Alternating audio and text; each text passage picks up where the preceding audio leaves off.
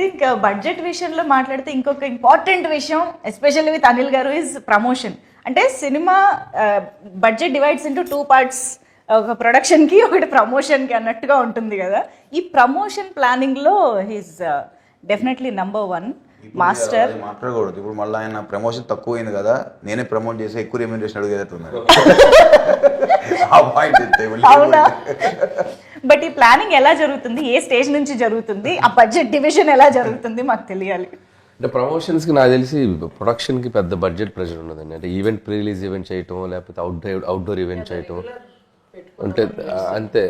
ఈ మనకి మిగతా అన్ని సెట్లో షూట్ చేసి ఇప్పుడు ఈ మధ్య అంతా అదే చేస్తున్నాం. అంటే సంక్రాంతి నుంచి అదే స్టార్ట్ చేశారు, అంత ముందు కూడా కొంతమంది అలా చేసేవాళ్ళు. సో మనకి లైవ్గా ఏమేం చేస్తామో మన వర్క్ జరిగేటప్పుడే జరిగిపోతున్నాయి. పర్టికులర్గా ప్రొడక్షన్కి బడ్జెట్ అంటే ఈవెంట్స్ చేసినప్పుడు తప్పితే ఈ టైంలో మిగతా అన్ని లైవ్ దీంట్లోనే టీమ్ చేసుకుంటూ వెళ్ళిపోతాం. మన మేకింగ్ వీడియోస్ అని, మన దాంట్లో క్లిప్స్ తీసుకొని చేయటం, లేకపోతే చిన్న చిన్న స్కిట్స్ చేయటం. సో ఇట్లా చూస్తే ఆయన ప్రమోషన్ ఫస్ట్ డే స్టార్ట్ చేశారుగా, ఓపెనింగ్ డేనే ప్రమోషన్ స్టార్ట్ చేశారుగా. ఉగాదికి ఓపెన్ చేస్తే సంక్రాంతికి రిలీజ్, అక్కడే అర్థమైపోతుందండి ప్లానింగ్ ఎలా ఉంది అని చెప్పేసి. But I think you deserve all the applause. ఈరోజు ప్రొడ్యూసర్స్గా మీ ఇద్దరికి, ఎస్పెషల్లీ మెగాస్టార్ హిమ్సెల్ఫ్ మీకు స్టేజ్ పైన, ఎస్పెషల్లీ మీకు మా పెద్ద బిడ్డ అంటూ ఆయన మాట్లాడుతుంటే మాకే భలే ఎమోషనల్గా అనిపించింది. మీకు ఎలా అనిపించుంటుంది that moment? It was very heart warming అండి. అంటే ఆయన సెపరేట్గా నన్ను పొగుడుతున్నారు కానీ, బట్ ఇదన్నీ ఆయన చూసి నేర్చుకుంది. ఆయన కూడా ఇంటికి పెద్ద బిడ్డ, సో ఆయన చూసి ఇది ఇంతే కదా, అంటే ఎల్డర్ అంటే ఇలాగే ఉండాలి కదా అని నాకు ఫస్ట్ నుంచి ఇది చూసి నేర్చుకున్నాం. ఇది జస్ట్ న్యాచురల్ కదా, ఇలాగే మనం రెస్పాన్సిబిలిటీ తీసుకోవాలని అనుకున్నాం. బట్ వెరీ టచింగ్ దట్ ఇలాగ పబ్లిక్లో, ఇంకా ఈ పబ్లిక్ ఫోరంలో ఎప్పుడు ఆయన అది అడ్రస్ చేయలేదు. సో ఫస్ట్ టైం చేసింది. It was very very happy. And ఆ రోజు అమ్మ చాలా హ్యాపీ అయిపోయారు. ఫస్ట్ ఇలాంటి ఈవెంట్స్ జరిగినప్పుడు ఆయన దిష్టి తీస్తానంటారు, బట్ ఈసారి మీకు కాదు మీ పెద్దమ్మాయికి తీయాలి ఫస్ట్ అన్నారు. సో వాళ్ళిద్దరికన్నా మా పిల్లలు ఇద్దరు దేవర్ రియలీ హ్యాపీ. ఈవెంట్ అయిన తర్వాత ఒక 2-3 అవర్స్ కూర్చున్నా నైట్ దీని గురించి మాట్లాడుతూ. How sweet. Wow, I think memorable, one of very very very memorable evening అయింది. అండ్ సావు గారు కూడా ఐ థింక్ కామ్గా కూల్గా హ్యాండిల్ చేశారు అని మెగాస్టార్ చెప్పడం అనేది బిగ్గెస్ట్ అచీవ్మెంట్ అది. కానీ అదే మళ్ళీ ఏంటంటే ఇంత పెద్ద భారీ చిత్రం చేస్తూ కామ్గా కూల్గా ఉండడం కూడా పెద్ద విషయమే డెఫినెట్గా. అది ఎలా మేనేజ్ చేస్తారో మరి మీరేమన్నా చెప్పాలి మాకు. లేదండి, నాకు అంత తొందరగా అంత కోపం రాదు, చాలా టైం తీసుకుంటాను. అంటే మాకు చెప్తున్నారా, లేకపోతే మేము ఇంటర్నల్గా కూడా కనుక్కోండి, పర్లేదు, ఎవరైనా చెప్తారు. అంతేనా? Okay okay.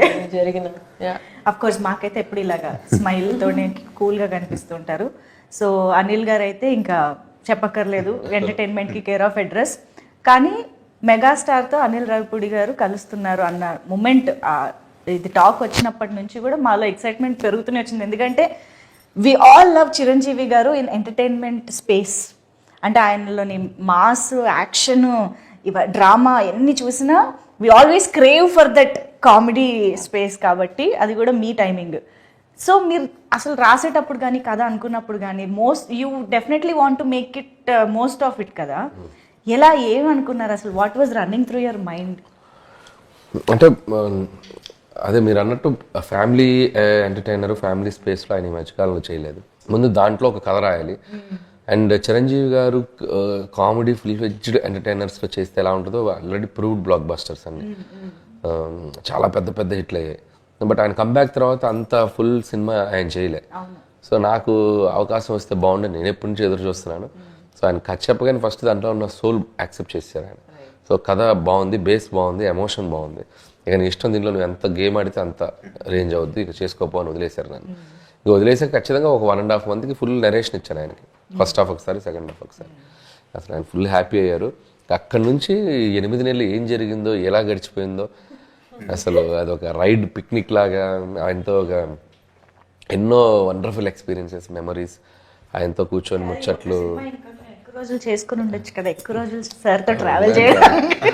నాకు ఎక్కువ రోజులు చేయాలని కాదు, నాకు ఎంత తొందరగా సినిమా తెచ్చి ఆడియన్స్ ముందు చూపించాలని ఎగ్జైట్మెంట్ ఉంది. So I don't want waste the time అన్నట్టు అనిపించింది. సో అంటే ఎన్నో మూమెంట్స్ తీసుకున్నాను. అండ్ ఆయన ఎక్స్పీరియన్స్, ఆయన షేర్ చేసుకున్న మూమెంట్స్, ఆయన నాకు ఇచ్చిన కొన్ని కాంప్లిమెంట్స్ అన్ని లైఫ్లో మర్చిపోలేను. Memorable journey.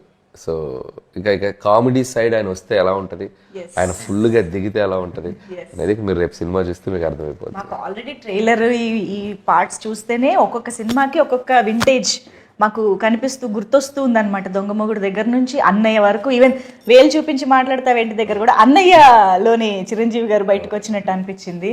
సో అలా we could relate to each and every dialogue and expression, reactions.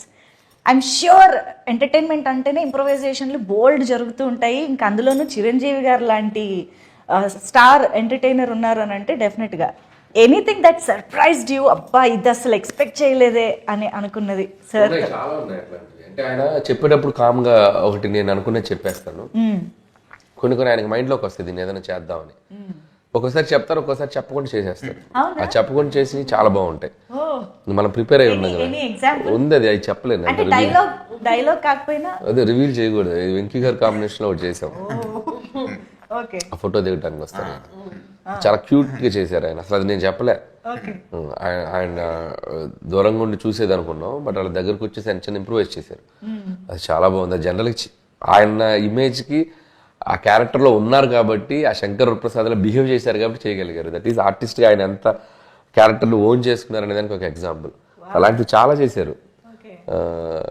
ఇంకా ఆయన అదే చెప్పాను కదా, సో కామెడీ టైమింగ్ ఆయనకి నరాల్లోకి ఎక్కిందా, ఆయనకి అన్స్టాపబుల్. బికాస్ ఆ డైలాగ్ డెలివరీలో కానీ ఆ రియాక్షన్, బాడీ లాంగ్వేజ్, ఎవ్రీథింగ్ అసలు భలే. డబ్బింగ్ లో కూడా చేశారు చాలా చిన్న ఇంప్రూవేషన్స్ అన్ని. ఓకే, సో ఫన్నీగా మాడ్యులేషన్స్ అన్ని. ఇంకా మేము లెక్క పెట్టుకోవాలి అంతే రేపు థియేటర్లో, డౌట్ లేదు. అండ్ మోస్ట్ ఇంపార్టెంట్లీ ఆ మూమెంట్, అవును ఇప్పుడు ఏమైనా లీక్ చేస్తారా ఏ టైంలో వస్తుంది ఆ కాంబినేషన్ అని? వెంకీ గారి సీన్ లోనే, వెంకీ గారి సీన్ లోనే వెంకీ గారి ఎంట్రీ ఎప్పుడు వస్తుంది అని. సినిమాలో ఎప్పుడు వస్తారా? సినిమాలో చెప్పాం కదా, చూస్తూ ఉండాలి కదా. సినిమా లాస్ట్ 20 minutes లో దిగుతారు ఆయన. ఆ స్టెప్ అడుగు పెట్టడం లాస్ట్ 20 minutes ఉందనగా అదనమాట సంగతి. కొంచెం ఎదురు చూస్తూ ఉన్నాం, తప్పదు.